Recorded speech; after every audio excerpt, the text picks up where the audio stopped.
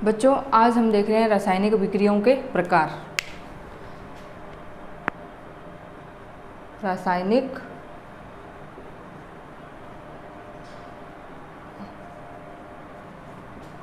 अभिक्रियाओं के प्रकार। इसमें पहली अभिक्रिया हम पढ़ते हैं संयोजन अभिक्रिया।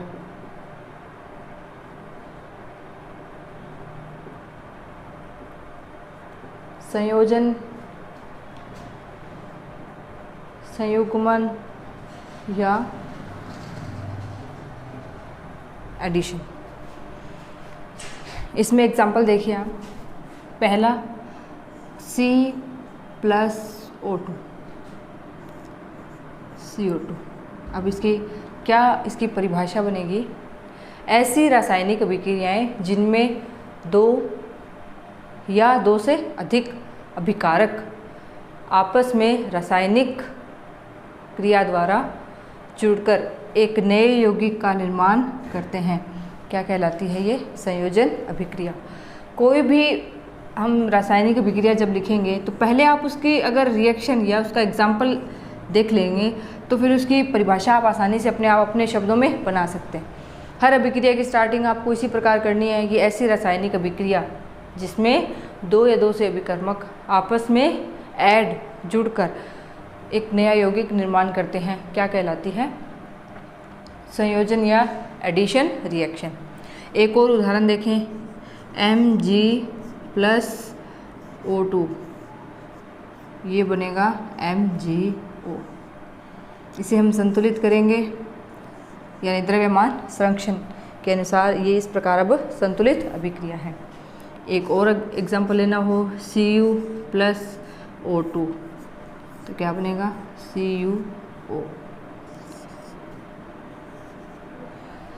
इसी के साथ संयोजन में हम एक और उदाहरण देखते हैं। जैसे हमने एल्कीन पढ़ा था, CH2 डबल बॉन्ड CH2, क्या होता है? एथीन। एथीन का जब हाइड्रोजनीकरण करते हैं, हमारे 10वीं क्लास के सिलेबस में जितनी अभिक्रियाएं दे रखी है वो हम सारी देखेंगे। ये अभिक्रिया दी हुई है कि एथीन का हाइड्रोजनीकरण करना है, और हाइड्रोजनीकरण होता है ये निकेल की उपस्थिति में, और यहाँ निकेल किसका कार्य करता है? यहाँ उत्प्रेरक का। तो क्या बनाती है ये? एथीन से एथेन। कैसे बनता है कि इसमें ये दो हाइड्रोजन ऐसे परमाणु आपस में जुड़े हुए हैं, तो ये एक हाइड्रोजन यहाँ आकर अटैक करता है और एक यहाँ, तो इस प्रकार ये क्या बन जाती है? एथीन से एथेन।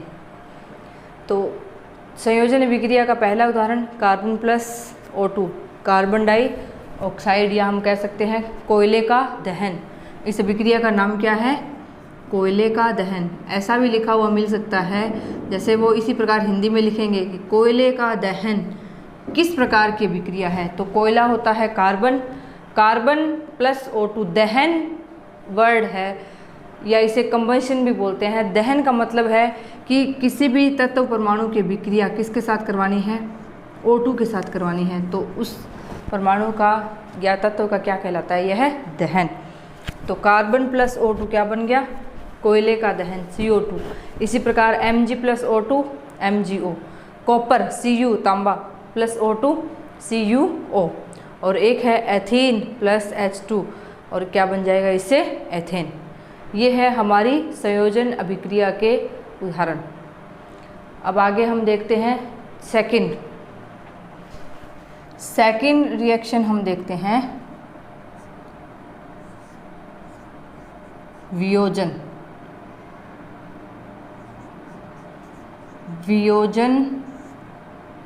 या इसे हम क्या कह सकते हैं?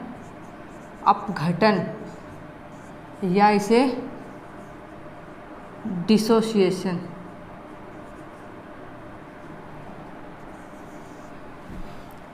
अपघटन यानी एक अभिकारक है वो दो या दो से अधिक अभिकारकों में टूटेगा, उत्पाद में टूटेगा। जैसे ये अपघटन है, ये हम 3 टाइप से कर सकते हैं। यदि हम प्रकाश की उपस्थिति में करवा रहे हैं, कुछ ऐसे अभिकारक होते हैं जो प्रकाश की उपस्थिति में अपघटन होते हैं, तो उसे हम क्या कहेंगे? प्रकाशीय अपघटन। अगर हम ऊष्मा या ताप की उपस्थिति में करवा रहे हैं तो उसे हम क्या कहते हैं? ऊष्मा अपघटन। अगर हम विद्युत की उपस्थिति में करवा रहे हैं तो क्या कहलाता है ये? विद्युत अपघटन। तो ये वियोजन है, हम 3 टाइप से देखेंगे। पहली है प्रकाशीय अपघटन, दूसरा ऊष्मा या ऊष्मीय अपघटन और तीसरा विद्युत। प्रकाशीय अपघटन HCl और HBr, ये होते हैं 2 हैलोजन, क्लोराइड और ब्रोमाइड।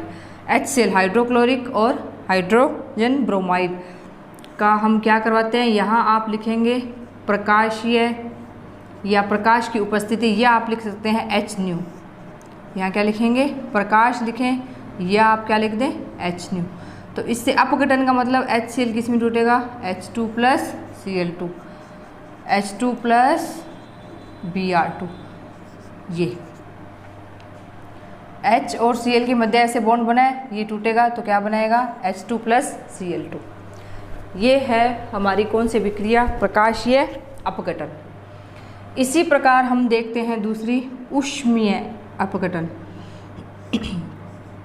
CaCO3 कैल्शियम कार्बोनेट को जब गर्म किया जाता है, ये होता है गर्म करने का साइन, या आप यहाँ लिख दें गर्म किया जाता है या ताप दिया जाता है, तो ये क्या बनाएगा? CaO + CO2। आप देखिए कैल्शियम कार्बोनेट, इसका नाम क्या है? कैल्शियम कार्बोनेट, या हम इसका सामान्य आम भाषा में, बोलचाल की भाषा में इसे क्या कह सकते हैं? संगमरमर भी कहते हैं, चूना पत्थर, खड़िया पत्थर, सब इसी के नाम हैं, चौक आदि। जब कैल्शियम कार्बोनेट को गर्म करते हैं तो ये अपने ही छोटे उत्पादों में टूट जाता है। CaO + CO2, आप चेक कर लीजिए, कैल्शियम कैल्शियम, ऑक्सीजन 3 है, 2 यहाँ और 1 यहाँ, 3 कार्बन कार्बन। ये कहलाता है हमारा कौन सी विक्रिया? ऊष्मीय अपघटन। 2 टाइप हो गए। इसकी परिभाषा आप क्या बनाएंगे?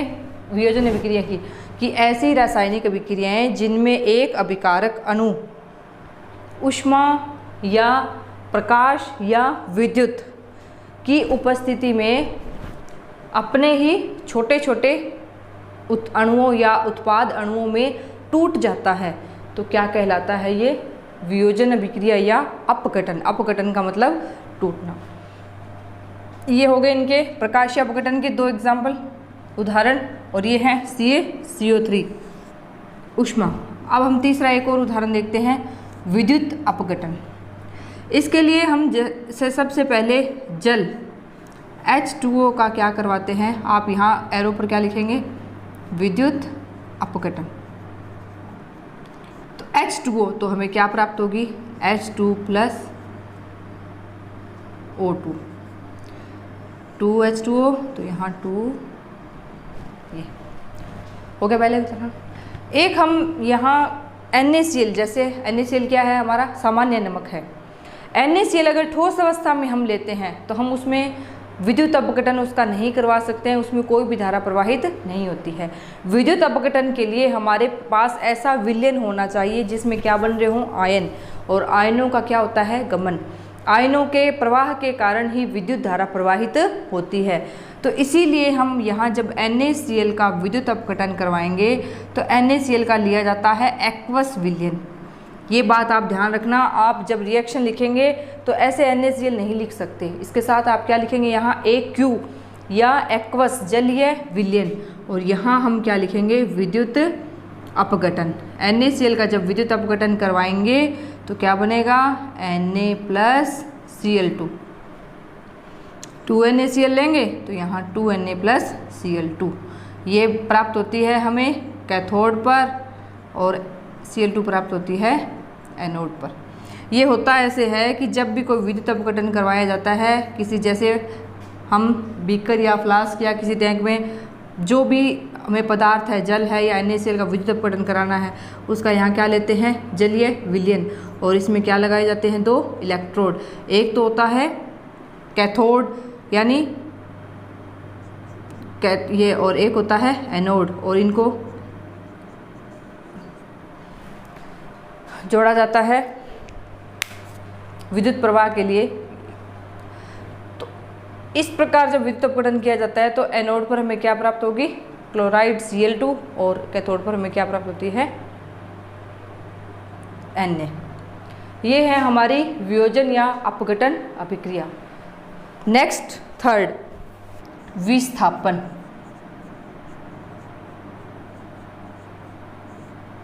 विस्थापन अभिक्रिया।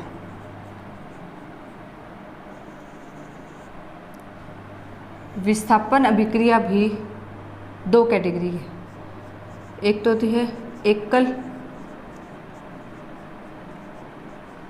और एक होता है द्विविस्थापन। विस्थापन को हम कह सकते हैं, इंग्लिश वर्ड है ये, डिस्प्लेसमेंट। विस्थापन अधिक क्रियाशील तत्व या धातु अपने से कम क्रियाशील तत्व को उसके विलयन से हटाती है, तो वो क्या कहलाती है, विस्थापन। तो इसकी आप क्या परिभाषा बनाएंगे कि ऐसी रासायनिक अभिक्रियाएं जिनमें अधिक क्रियाशील तत्व अपने से कम क्रियाशील तत्व को उसके ही विलयन से रिप्लेस कर देता है, हटा देता है, क्या कहलाती है, विस्थापन अभिक्रिया। विस्थापन अभिक्रिया है, इसमें हमने दो टाइप देखे हैं, एकल और द्वि। लेकिन इस अभिक्रिया को करने से पहले एक क्या होती है, धातुओं की एक सक्रियता श्रेणी होती है। धातुओं की एक सक्रियता श्रेणी, ये हमारे +2 के सिलेबस में है, लेकिन थोड़ी सी आपको यहाँ चर्चा इस बारे में कर देते हैं, बता देते हैं क्या होती है। इसमें जैसे यहाँ सबसे ऊपर होती है लिथियम धातु और लास्ट में आती है फ्लोराइड। इसी आधार पर यह धातु होती है प्रबल अपचायक और ये होती है प्रबल ऑक्सीकारक। अब ये ऑक्सीकारक और अपचायक क्या है, ये बात हम करेंगे इसी चैप्टर के आगे। अभिक्रिया आएगी ऑक्सीकरण अपचयन, उस समय आपको बताएंगे। तो यहाँ प्रबल अपचायक है, ये श्रेणी बनाई गई है इन धातुओं के स्टैंडर्ड रिडक्शन पोटेंशियल के आधार पर। यहाँ बीच में एक जगह आएगी हाइड्रोजन, जिसका स्टैंडर्ड रिडक्शन पोटेंशियल क्या होता है, 0, और यहाँ लिथियम का होता है -3.05 और यहाँ फ्लोरीन का होता है +2.87। अब इनके बीच में आती हैं बहुत सी धातुएं, जैसे हाइड्रोजन है, हाइड्रोजन के नीचे आएगी कॉपर, Ag और Au। Ag और Au तो हम जानते हैं कि बहुत ही कम क्रियाशील धातुएं हैं, सोना और चांदी। और हाइड्रोजन से ही नीचे क्या आती है, कॉपर। अब हाइड्रोजन से ऊपर जो हमें आपको अपने सिलेबस के अनुसार ध्यान रखनी है, उसमें यहाँ ऊपर सबसे पहले है पोटेशियम, सोडियम और यहाँ आई है जिंक और Fe।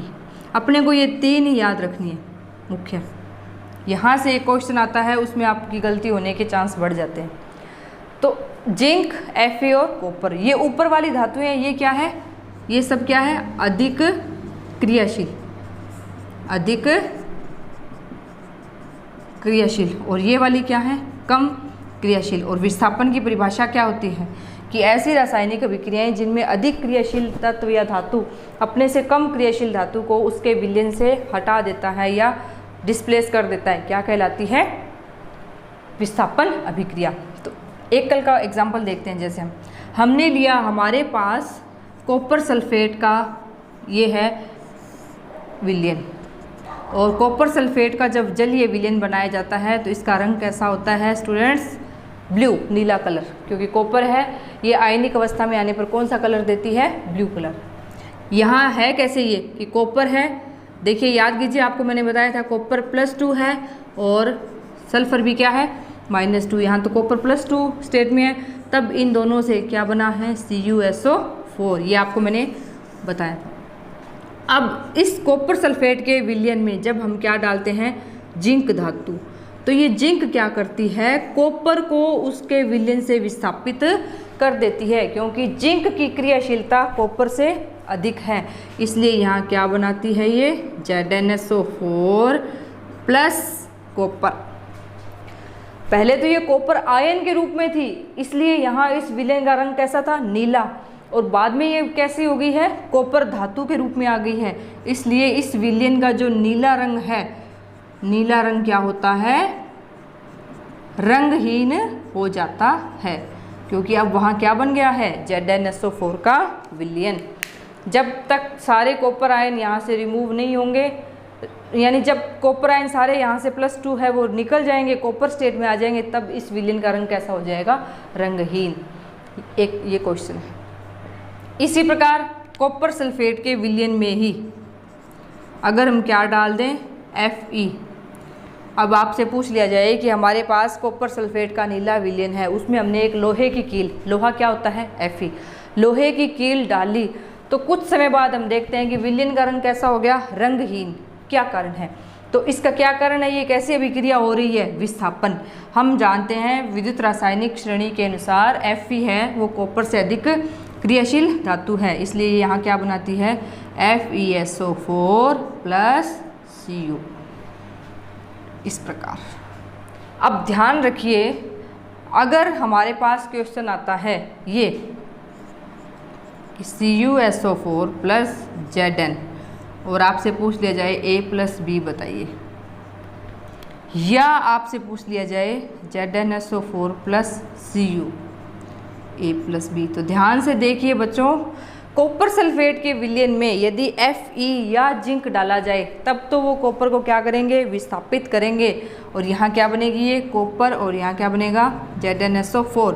लेकिन जिंक सल्फेट के विलयन में यदि कॉपर डाल दी जाए और ऐसे समीकरण आपसे पूछी जाए तो आप यहाँ क्या लिखेंगे, यह रिएक्शन नहीं हो सकती है, यह रिएक्शन नहीं हो सकती है।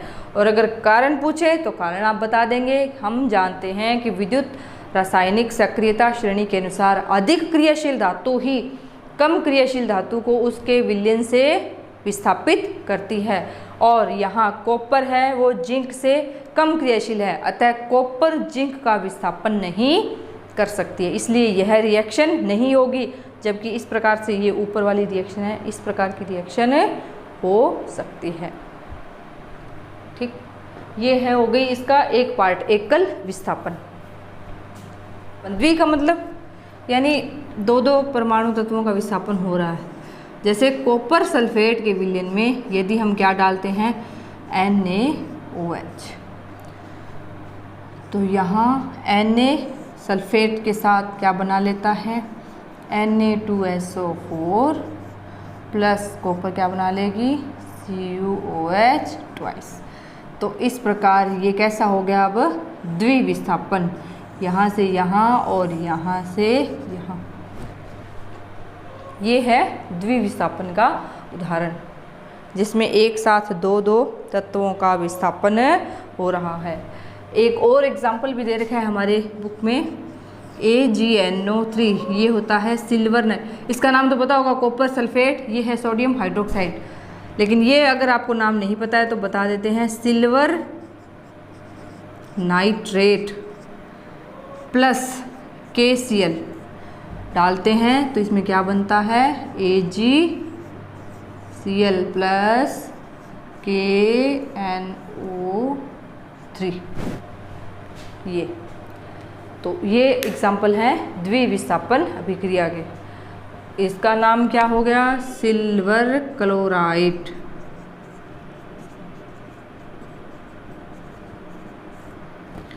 ये है पोटेशियम नाइट्रेट। इस अब आगे देखते हैं हम नेक्स्ट रिएक्शन, रिएक्शन नंबर 4, मंद और तीव्र अभिक्रिया। यानी एक तो होती है स्लो, बहुत धीरे धीरे होने वाली, और एक है फास्ट रिएक्शन। अब रासायनिक अभिक्रियाओं में कुछ अभिक्रियाएं ऐसी होती है जो बहुत ही कम समय, यानी 10⁻⁻10 सेकंड 10⁻10 सेकेंड, इतने ही समय में कंप्लीट हो जाती है। इसका मतलब क्या है कि हम एक में यदि ये इस प्रकार 10 जीरो लगाकर भाग दें, जितना समय आएगा और वो भी किस में, सेकेंड में, उतने समय में अभिक्रिया हो जाती है। जैसे प्रबल अम्ल HCl और प्रबल क्षार NaOH दोनों को मिलाते हैं तब क्या बनता है, NaCl और H2O और प्लस ऊष्मा। ये अभिक्रिया 10⁻10 सेकेंड में ही कंप्लीट हो जाती है। ये होती है बहुत ही तीव्र अभिक्रिया।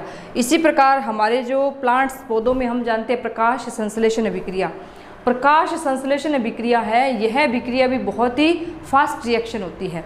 और इस अभिक्रिया का जो अर्धायुकाल है प्रकाश, ये आप नोट लगा के याद कर लेना कि प्रकाश संश्लेषण अभिक्रिया का अर्धायुकाल, प्रकाश संश्लेषण अभिक्रिया का अर्धायुकाल कितना होता है, 10⁻12 सेकेंड। अर्धायुकाल से ही आपसे पूछा जाएगा, तो ये होता है 10⁻12 सेकेंड, यानी ये बहुत ही तीव्र अभिक्रियाएं हैं। इसी प्रकार मंद अभिक्रिया की बात करें तो हम देखते हैं जैसे लोहे पर जंग लगना। यदि मंद अभिक्रिया की बात की जाए तो लोहे पर जंग लगना, ये प्रोसेस भी आप सबने अपने दैनिक जीवन में देखी होगी। ऐसा नहीं है कि लोहे की वस्तु को हमने बाहर रखा और एक बार बारिश आई या भीगा और अगले दिन जंग लग गया, नहीं, ये प्रोसेस बहुत ही स्लो, धीरे धीरे होती है।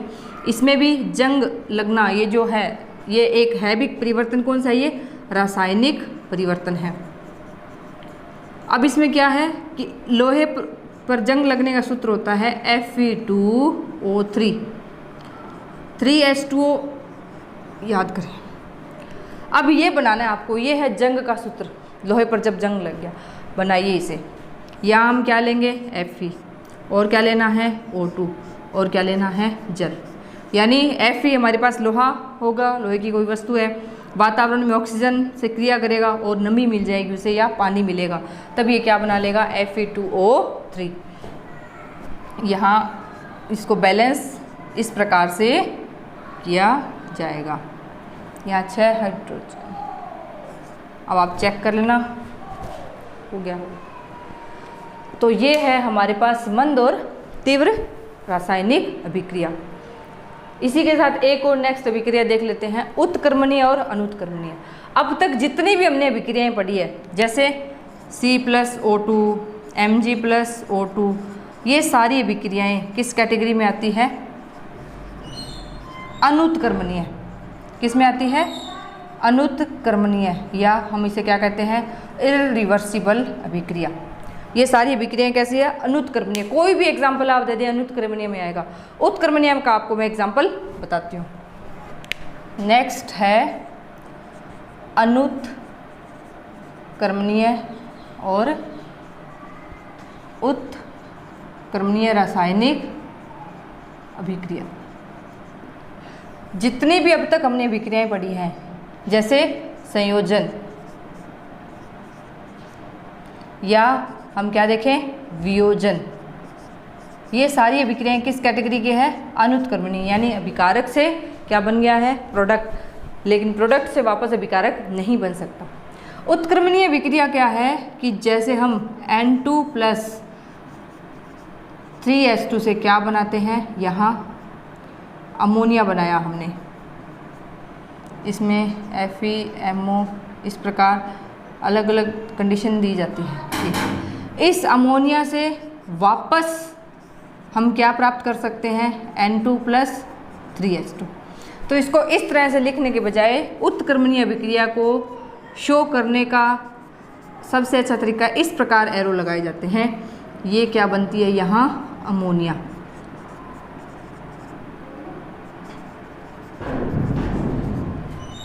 ये है अमोनिया का निर्माण और ये हैबर विधि द्वारा होता है।